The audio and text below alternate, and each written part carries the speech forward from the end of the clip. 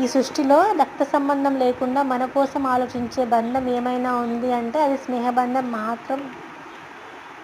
స్నేహం చేయడానికి ఒకే వయస్సు, ఒకే హోదా, ఒకే అలవాటు, ఒకే స్థాయి ఉండాల్సిన అవసరం లేదు.